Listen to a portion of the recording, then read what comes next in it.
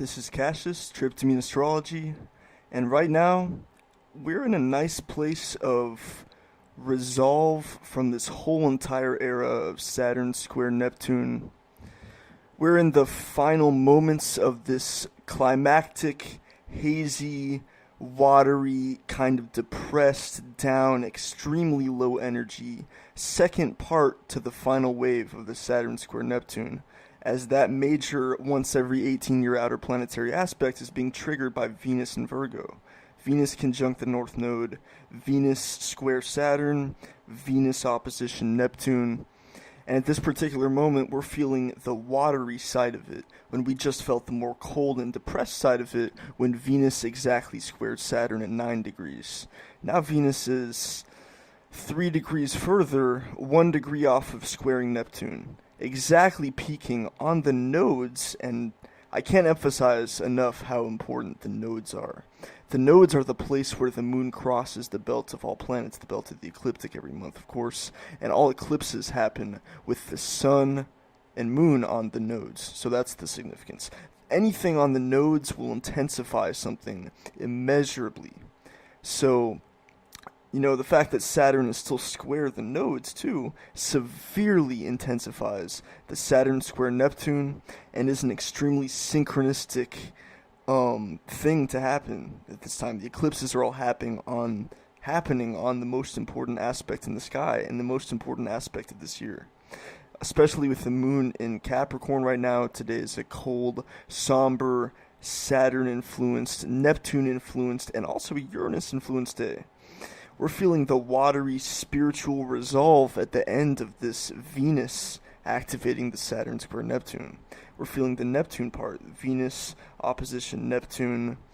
And we're also not only feeling the spiritual resolve and hazy, flowing, watery Venus opposition Neptune on the nodes, it's also a little bit more positive because Venus is conjunct the North Node, a spot of positivity in the sky. We're also feeling the sun in Leo, the sun in hardy, warm, craftsman, artist Leo. Sun in Leo trine Uranus. That's extremely positive, and that's giving us this underlying electric source of ideas, mental thinking, desire to think and learn right now. It's a distinctly revolutionary feeling, especially with Uranus in a fire sign, with the sun in determined, regal, sun-like Leo, the sun in its own sign. There's an underlying heart of fire and ideas in the air today with Sun trine Uranus. Sun trine Uranus is a revolutionary aspect, an aspect of wholesome, hearty thinking. It's a good thinker aspect. It's not sporadic like Uranus and Aries sometimes is, but it's grounded by the nature of Leo. So we have some spiritual, watery, good resolve feelings today. We have some revolutionary thinking just below the surface, this electric little pulse you can attach to and think with. And that will be intensified in the next 2 days when the moon is in Uranus' sign of Aquarius too. The full moon in Leo and Aquarius is going to be sextile Uranus. Sextile and trine Uranus. And this full moon in the next few days will be a major dose of revolutionary heart, thinker aspects, serious revolutionary hearty thinker aspects with the moon in Aquarius. Sextile Aquarius is planet Uranus, planet of technology, knowledge, thinking, the modality of the energy I'm speaking to you with right now because my sun and moon are inverted, full moon in Sun in Aquarius, moon in Leo. So you can feel the energy kind of coming off me. It's making me feel pretty good, this Sun trine Uranus right now. I like the watery, hazy feeling of Venus opposition Neptune.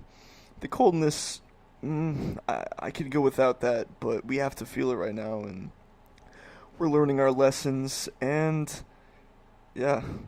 There's something weird happening with Mars starting to conjoin Saturn, and I posted recently that I think a false flag very well could happen in the last 2 weeks of August. If you know about false flags, you know what I'm talking about. If not, then, well, research it. So, some volatile events might unfold in the world when Mars conjoins Saturn, and That will happen in the last 2 weeks of August. It will both make this warm, fiery spot in the air, our Mars, cold, and it will make Saturn, the spot of coldness, and Saturn square Neptune be lit on fire.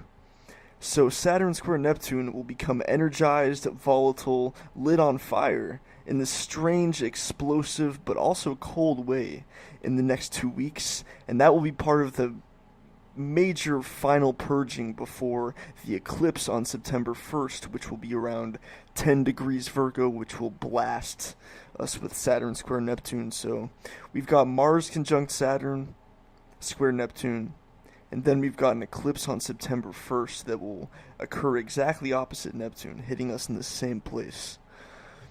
So Mercury is also starting to conjoin Jupiter, which will be a positive thing before Mercury retrograde. And trust me, what you're feeling right now in the air, that is not Mercury retrograde.